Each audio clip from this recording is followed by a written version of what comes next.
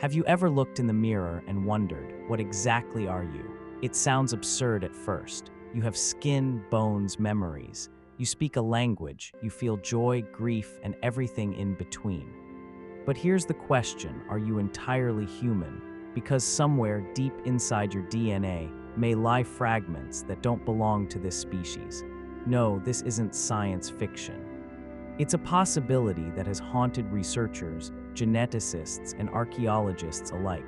Hidden in ancient myths, strange structures, and long-lost writings is a theory so wild, it could shatter the foundation of human history.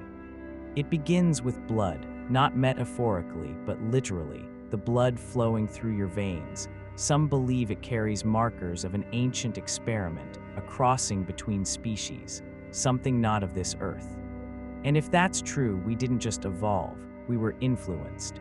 And where did that influence come from? A forgotten civilization, a mother culture lost beneath the sea, a world so advanced it makes Egypt look young and Atlantis feel tame. Its name, Mu. If this is the first time you're hearing it, you're not alone. Most people have never been taught about Mu in schools or universities. And yet, for over a century, whispers of this lost world have echoed through dusty archives and fringe science journals. A place older than Mesopotamia, more mysterious than Atlantis. A place some believe to be the true cradle of humanity. Not everyone agrees. In fact, most scientists reject the idea outright. They say it's a myth, a fantasy born from misread texts and desperate longing for ancient greatness. But the story won't die. Because some claim they've seen the proof.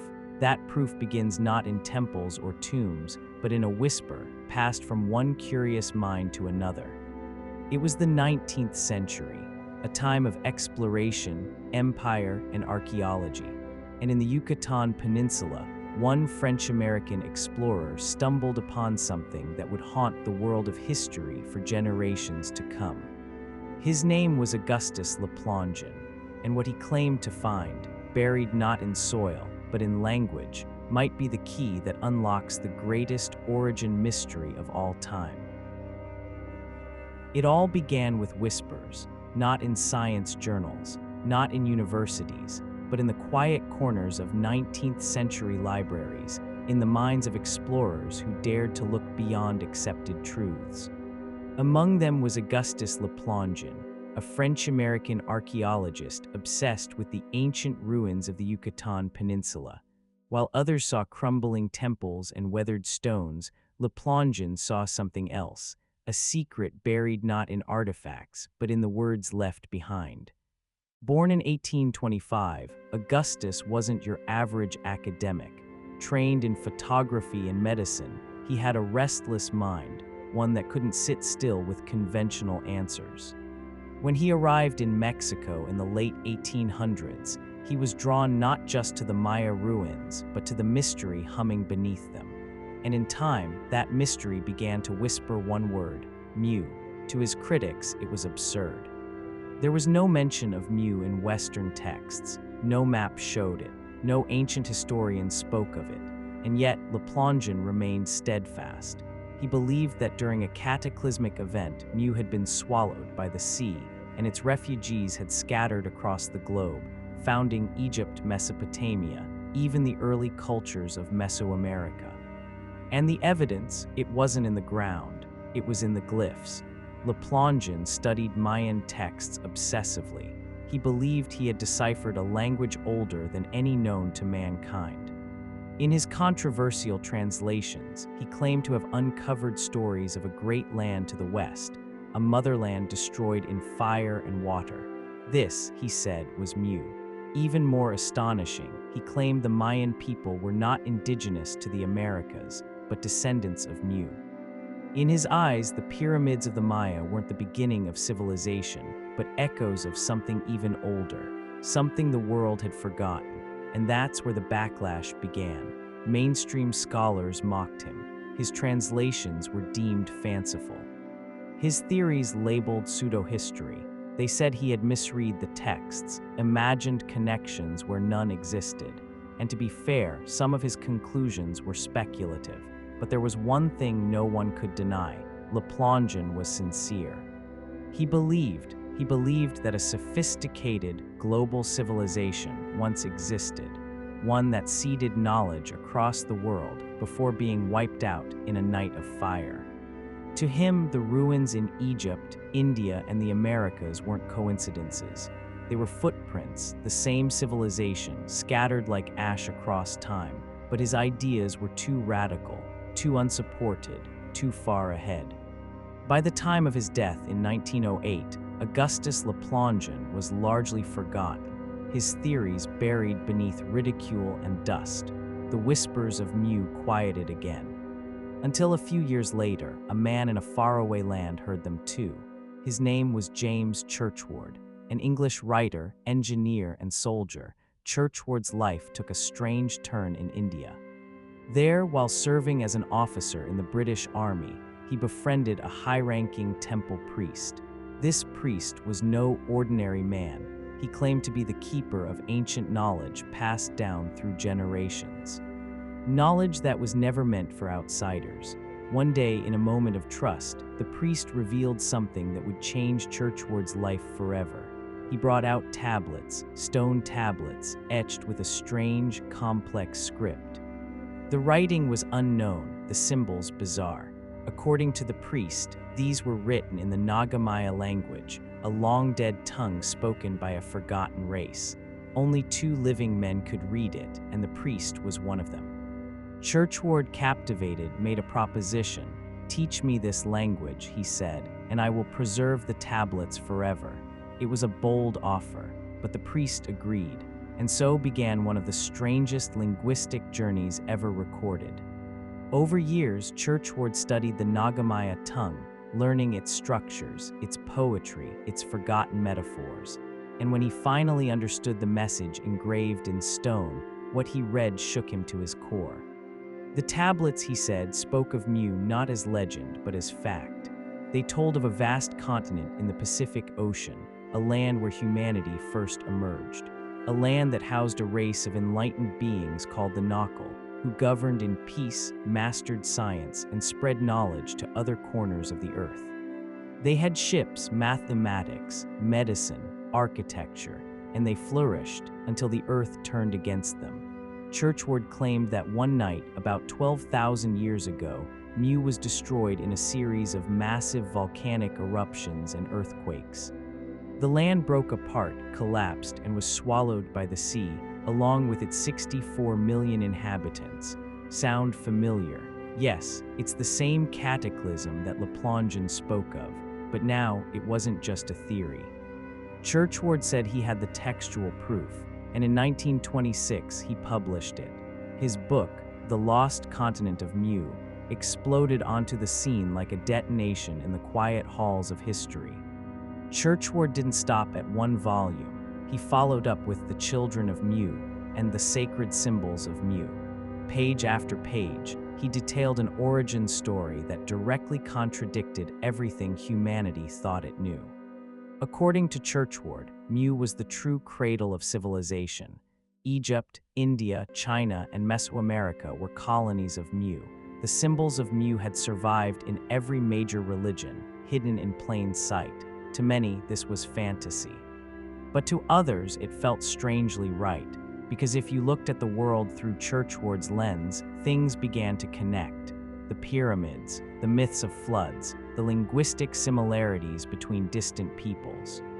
The strange alignment of ancient cities along the same latitudes.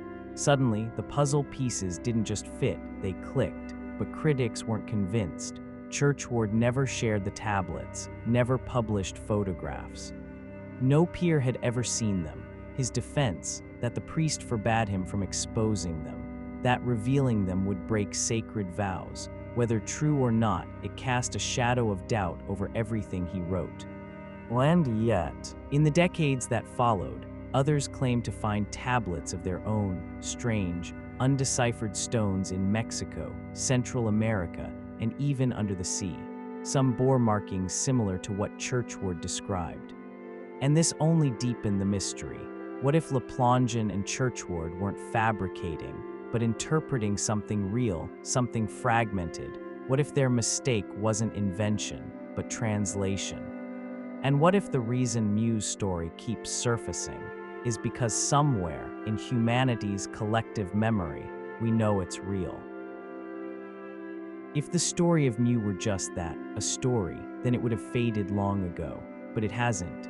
Why? Because scattered across our planet are clues. Clues so massive, so improbable, and so defiantly out of place that they demand an answer. Structures that seem to whisper, "We were here long before history began to keep records." Let's start where the ocean meets the edge of the world, Easter Island. This isolated island in the southeastern Pacific is home to one of the strangest sights known to archaeology. The Moai statues, towering monoliths carved from volcanic rock, dot the landscape like sentinels from another time. Each one stands between 3 and 10 meters tall, some weighing over 80 tons. But what shocks researchers isn't just their size, it's the precision. The Rapa Nui people, native to the island, have passed down the legend of the Moai for generations. When asked how their ancestors moved these massive figures, some as heavy as a commercial airplane, they answered simply, they walked. To the modern mind, that's nonsense. Rocks don't walk, statues don't move, but that's what the oral traditions say. The Moai were said to have walked to their locations, guided by spiritual power, mana, a force that only the priests knew how to command. Of course, science offers its own theories. Archaeologists Terry Hunt and Carl Lipo propose that the statues were walked, using ropes and a rocking motion, pivoting left and right, inch by inch. Others suggest the use of timber sleds and rollers. But none of these methods fully explain how such fragile material, volcanic tuff, survived long-distance transport over uneven terrain. What if the Rapa Nui weren't lying? What if they were remembering something, or someone, who taught them an extraordinary method now lost to time? And what if those teachers were the last descendants of Mu? Because remember, Easter Island falls precisely within the geographic zone Churchward claimed was once Mu, stretching from Hawaii to the Marianas to Mangaea, encompassing much of the Pacific Ocean. A continent larger than South America, now swallowed by waves, and Easter Island is one of its final peaks still visible above the surface. But the Moai aren't the only anomaly. Farther north, in the deep waters near Yonaguni, Japan, divers in the 1980s discovered something equally shocking: a massive underwater structure resembling a sunken city. Terraces, steps, platforms, and what looks like a pyramid, all carved into the bedrock beneath the ocean. Some claim it's a natural formation. Others believe it's the ruins of a lost civilization. Could it be Mu? Skeptics say no. But their only argument is, it's too old, it doesn't fit our timeline. And yet, isn't that exactly what makes it important? Because if Mu truly sank 12,000 years ago, as Churchward claimed, then its ruins wouldn't fit in our textbooks. They lie outside of all accepted timelines, and that's precisely where Yonaguni is. But perhaps the most compelling evidence isn't under the ocean. It's sitting in plain sight, on land, in full view of the modern world: the pyramids. Yes, the ones in Egypt, but not only those. Across the globe, from Giza to Mexico, from Sudan to China, pyramids rise out of the earth like geometric echoes of a forgotten blueprint. Some are smooth and elegant. Others are rough and hidden beneath the jungle, but they share core traits: alignment to the stars, precise mathematical ratios, and impossible construction techniques. Let's take the most famous, the Great Pyramid of Giza. Built with over 2 million blocks of limestone, each weighing up to 80 tons, aligned with incredible accuracy to true north, containing internal chambers whose purpose we still don't fully understand. Now consider the pyramids of Teotihuacan in Mexico, thousands of years later, on a different continent, with no known contact between the cultures, and yet the design echoes the same cosmic principles. Then there are the Shanxi pyramids in China, less publicized, but just as massive, hidden by vegetation, but they're nonetheless. Their orientation, angles, and purpose remain a mystery. How? How did civilizations, separated by oceans and millennia, build the same structures?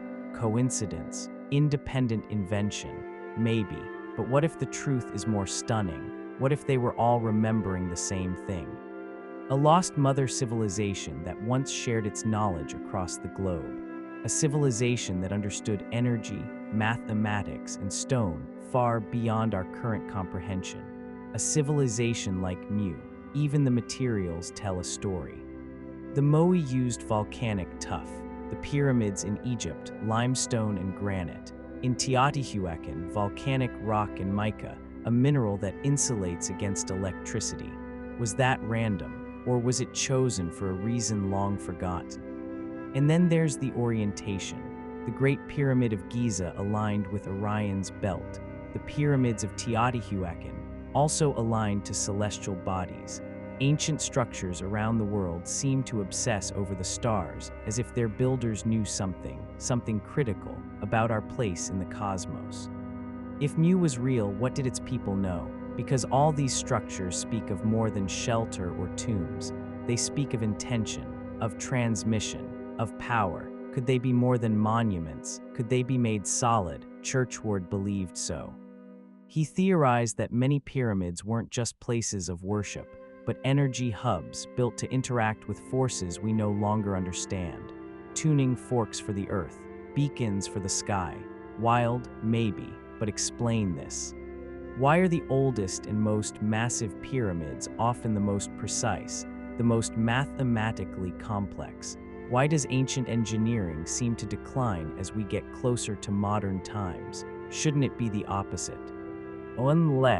Unless those first builders were inheriting knowledge not born from trial and error, but delivered, whole, complete from somewhere else. And when that somewhere else vanished, the knowledge began to fade. Imitated but never fully understood again. So here we are, standing in the shadow of stone, walking among giants, built by hands we can't identify, following blueprints we can't decipher. The evidence is there, if you dare to see it. Not in what survived, but in what was lost. Let's pause. We've followed the story of Mu through the lens of legends, structures, and ancient whispers. But now we turn to those who demand something else: evidence. Not intuition, not oral tradition, not patterns or pyramids, science. Because while the world of Mu is rich with mystery, it collapses quickly under the microscope of modern research. At least, that's what the experts say. Let's begin with geology, the map of Earth's bones. If a continent as massive as Mu had once existed, larger than South America, stretching across the Pacific, then where is it? According to geologists, it's nowhere. The ocean floor has been mapped in remarkable detail. There is no sunken continent, no mountainous ridges, no submerged landmass, just oceanic crust, thin, volcanic, formed at spreading centers, the kind of crust that could never have supported a vast, stable land. The Pacific, they argue, is not a graveyard of lost worlds. It's a young ocean, constantly reshaping itself through tectonic drift. Continents don't just sink, they say, not all at once, not without leaving scars, and Mu left none. Churchward's claim that Mu sank in a single night of fire and earthquakes is dismissed outright. Cataclysms don't work that way. Plate tectonics is slow, relentless, and predictable. The Earth moves in centimeters, not explosions. But the case against Mu doesn't stop at geology. It continues with archaeology. Modern researchers argue that there is no archaeological site, no artifact, ruin, tool, or structure that can be traced undeniably to Mu. The Moai, built by the Rapa Nui, the pyramids, attributed to local civilizations with documented evolution. The similarities across continents, coincidence, or parallel development, they say. There's no tablet, no scroll, no datable object bearing the name Mu. And then there's the most uncomfortable truth of all. the Knockal tablets, Churchward's proof, were never seen by anyone but him. No photographs, no physical record, no academic review. Just his word, a word that to many felt more like fiction than history. Linguists joined the opposition. They dissected Churchward's claims that ancient languages, like Sanskrit, Egyptian hieroglyphics, and Mayan glyphs, originated from a common tongue born in Mu. They found no linguistic foundation. Languages evolve slowly, through messy, traceable branches, and the patterns between distant tongues are often the result of universal human behavior, not a shared origin. Syntax, grammar, phonemes, these don't match the way Churchward said they should. There's no known link between Mayan and Egyptian, for instance. And if Churchward's universal root language, Nagamaya, really existed, why has no one else found it? No other scholar has come forward with texts, inscriptions, or dialects that confirm its presence outside of Churchward's pages, and those who tried to replicate his translations failed. It's not just that science rejects Mu. It's that Mu violates the rules of how science builds knowledge, slowly, repeatedly, with testable claims and shared evidence. And yet, for all the logical arguments, one haunting question remains. If Mu never existed, why do so many cultures around the world tell the same story? A vast land, a flood, a people swallowed by the sea. We find it in the Greek myth of Atlantis, destroyed in a day. The Aboriginal legends of Lemuria, now vanished under waves. The Hopi story of the Third World, drowned in water. The Hindu tale of Kumari Kandam, lost beneath the Indian Ocean. The Mayan Popol Vuh, speaking of floods and destruction. These stories aren't identical, but they rhyme, and rhymes matter, especially when they come from civilizations that never contacted each other. Civilizations on opposite sides of the world, with no common language or trade, but somehow a common memory. What if this isn't a coincidence? What if it's evidence of something deeper, not physical, but collective? Carl Jung called it the collective unconscious, a kind of ancestral memory that lives within us, passed down not through books, but through blood, through myth, through dreams. Could Mu be that, not a physical place, but a psychic scar? A memory of trauma from a long-lost epic, a civilizational echo so massive it still reverberates through our stories, thousands of years later, because science has tools, but not all tools. It measures rocks and carbon, but not memory. It can trace artifacts, but not mythic longing. And it's that longing, the sense that something is missing, that keeps Mu alive, even among scientists.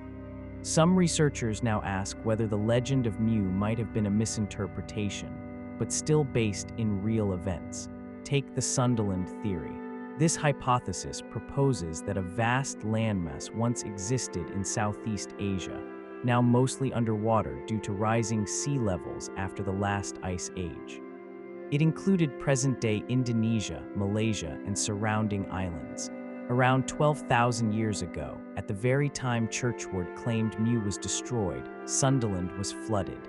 Coincidence, or memory, distorted over millennia. Then there's Doggerland, the now submerged land between Britain and mainland Europe.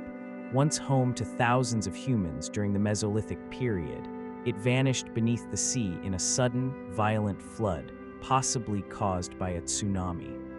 Entire populations lost, no trace left except in seabed cores and digital reconstructions. It was Mu, but it was a real Atlantis. Could the myth of Mu be a patchwork built from multiple lost lands? Misremembered names, misread glyphs, real trauma wrapped in story. Could Churchward have been wrong in specifics, but right in essence? Even now, in modern times, strange underwater structures continue to be discovered off the coasts of Cuba, India, and Japan. Some seem artificial. Others, geologists say, are natural formations. But the debate never fully ends, because something about them feels off. Something about them keeps asking the forbidden question. What if we're missing an entire chapter of human history?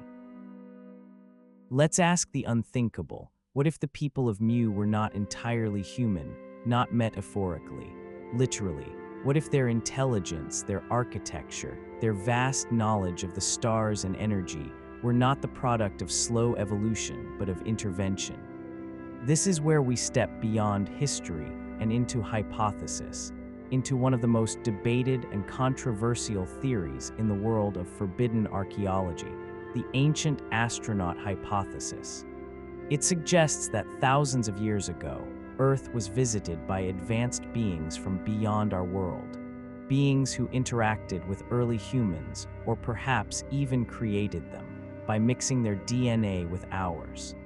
These weren't gods in the mythic sense. They were biological, technological, real, and if you look closely, every ancient civilization has a version of this story.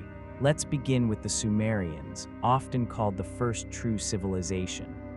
In their oldest texts, they speak of the Anunnaki, celestial beings who descended from the heavens to shape mankind. These weren't metaphorical deities. They had roles, ranks, and a mission to alter humanity, to accelerate its progress. Sound familiar? Now look at the Mayan Popol Vuh, which describes how sky gods created man from clay and corn. The first creations failed, then the gods tried again, until they got it right. A trial-and-error creation myth, almost like a biological experiment. The Hindu Vedas speak of Vimanas, flying chariots, piloted by gods wielding immense power and technology. These craft could fly, vanish, launch weapons. Their descriptions are eerily similar to modern UFO reports.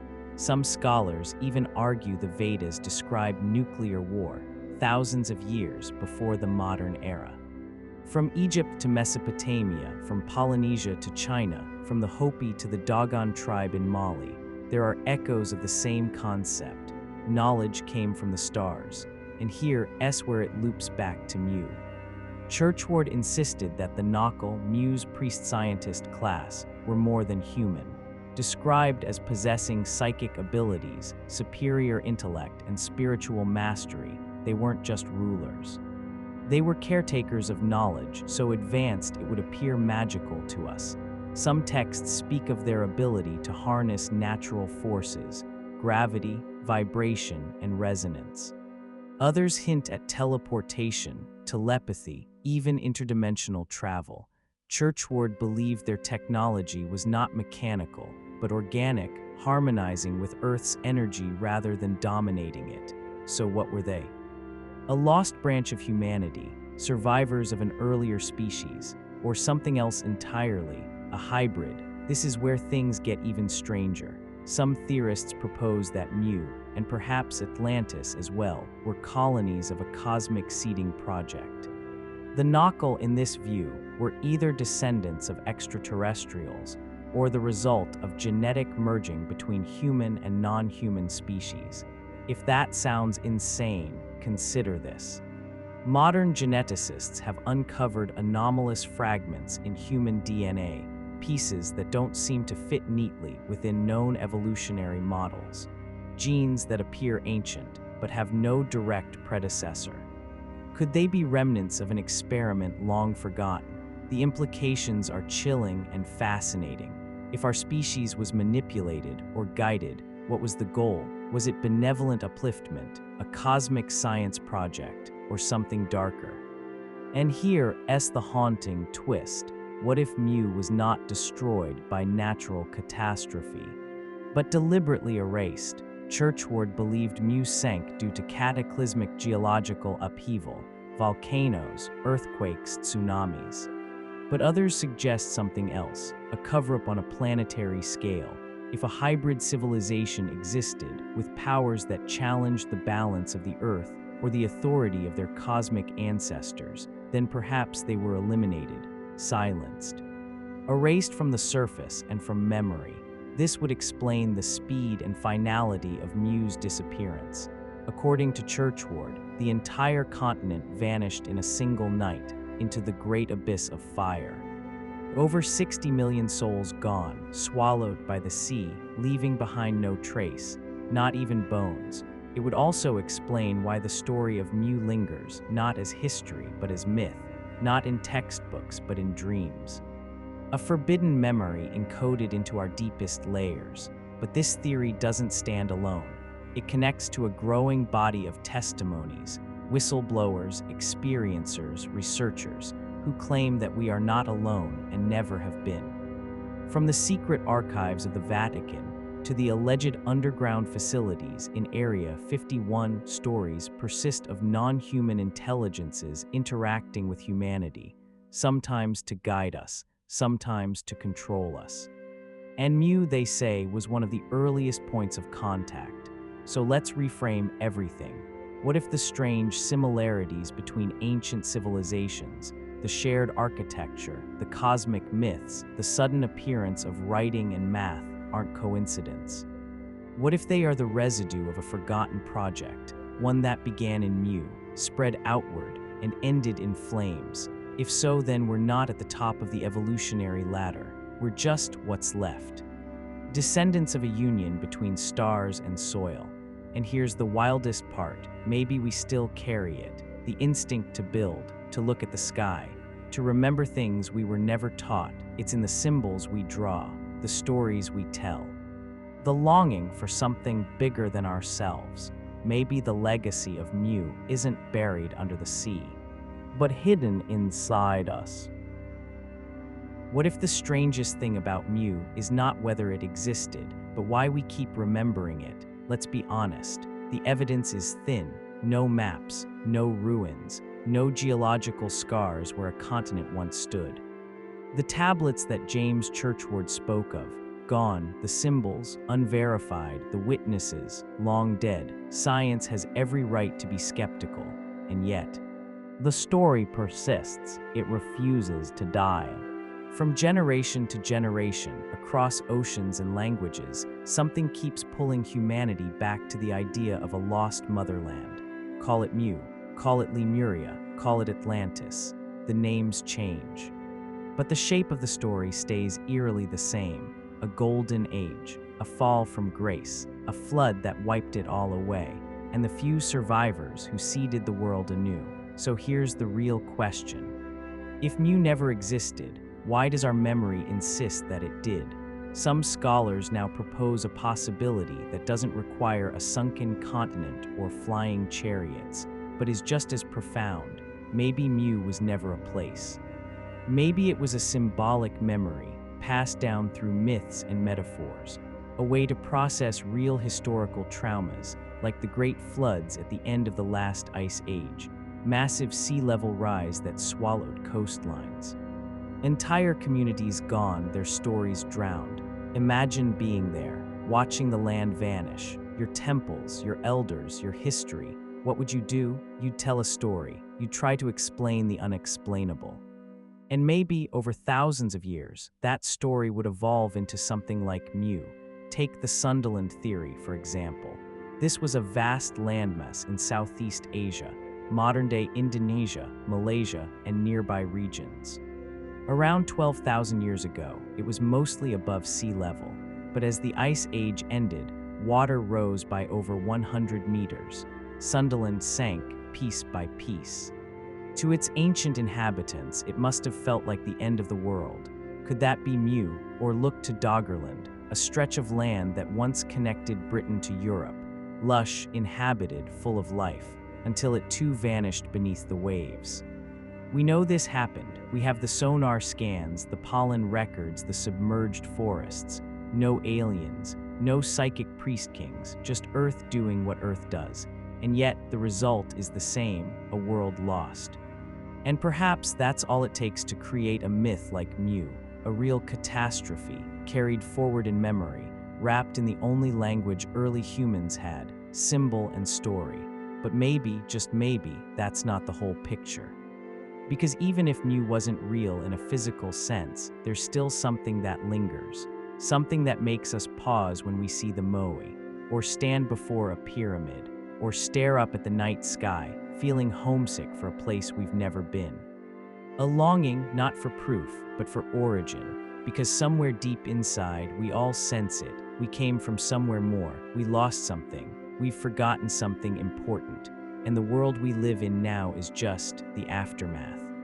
That's what Mu really is, not a continent, not a country, but a ghost story woven into our DNA, a memory of a time when humans were closer to the stars, when knowledge wasn't kept behind closed doors. When we walked alongside beings whose names we no longer remember, maybe it never existed, maybe it did, but what matters more is what Mu reveals about us, that we're still searching, still asking, still wondering if the truth about our past has been hidden in plain sight all along. So, what do you believe? Was Mu the mother of civilization, or just the mother of our greatest myth?